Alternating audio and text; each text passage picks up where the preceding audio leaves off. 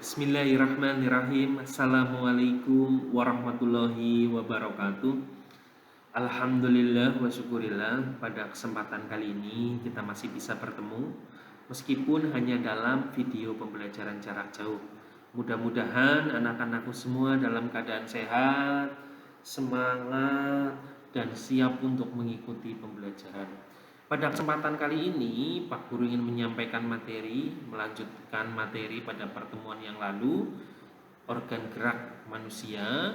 Sekarang kita akan belajar macam-macam otot pada manusia.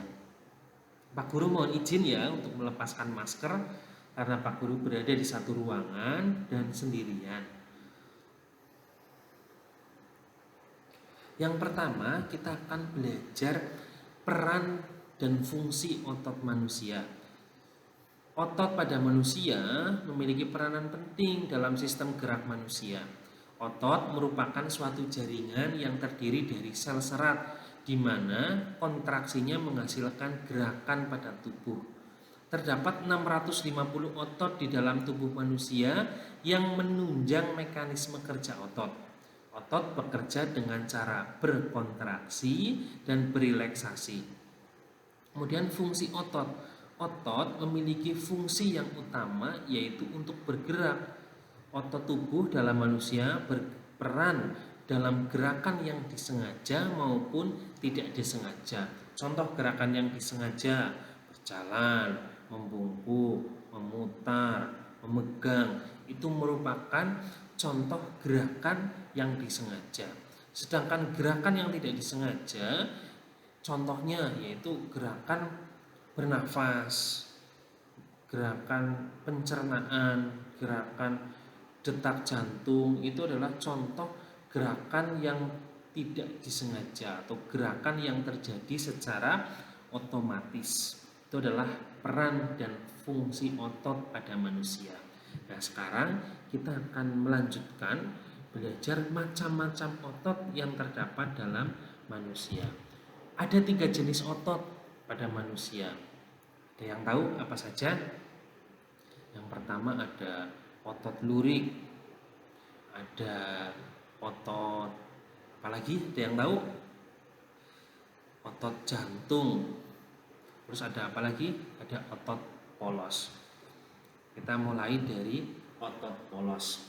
Otot polos adalah otot yang bekerja tanpa kesadaran kita, yang dipengaruhi oleh sistem tak sadar atau saraf otonom. Otot polos mampu menggerakkan organ tubuh tanpa kita kendalikan. Contohnya gerakan lambung meremas makanan. Ya, itu adalah contoh dari otot polos. Otot polos ditemukan di organ tubuh manusia seperti perut, usus, dan juga di pembuluh darah. Kemudian ciri-ciri otot polos. Otot polos memiliki ciri-ciri waktu kontraksi antara 3 sampai 180 detik. Bentuk dari otot polos adalah gelendong. Terdapat pada organ dalam, memiliki satu inti sel yang berada di tengah. Kemudian dipengaruhi oleh saraf otonom. Terus tidak diperintah oleh otak. Itu adalah ciri-ciri otot polos. Berikutnya adalah otot lurik.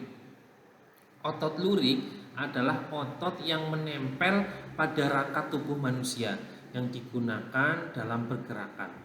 Otot lurik menggerakkan anggota tubuh sesuai keinginan kita. Misalnya menggerakkan tangan, menggerakkan kaki, itu adalah kerja dari otot lurik.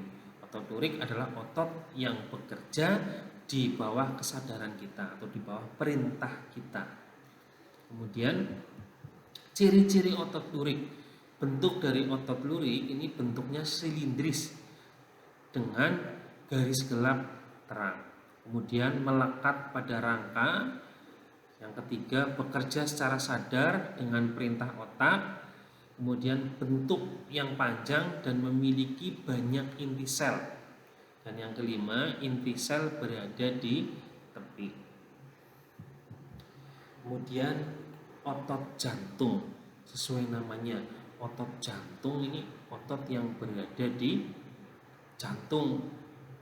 Nah, otot jantung otot yang bekerja secara terus-menerus tanpa istirahat, tanpa berhenti. Otot jantung hanya ditemukan di organ tubuh jantung, organ manusia jantung, sebagai otot yang bekerja secara paksa yang bertanggung jawab pada cara kerja jantung, yaitu pemompaan darah ke seluruh tubuh atau peredaran darah menggunakan jantung. Ya, jadi otot yang tidak pernah berhenti bekerja yaitu otot jantung. Ciri-ciri otot jantung: yang pertama, otot jantung berbentuk silindris. Yang kedua, memiliki percabangan. Yang ketiga, otot jantung terletak pada jantung, memiliki satu inti sel berada di tengah. Yang kelima, bekerja tanpa kesadaran manusia. Dan yang keenam, bekerja terus-menerus, tidak membutuhkan istirahat. Itu ciri-ciri dari otot jantung.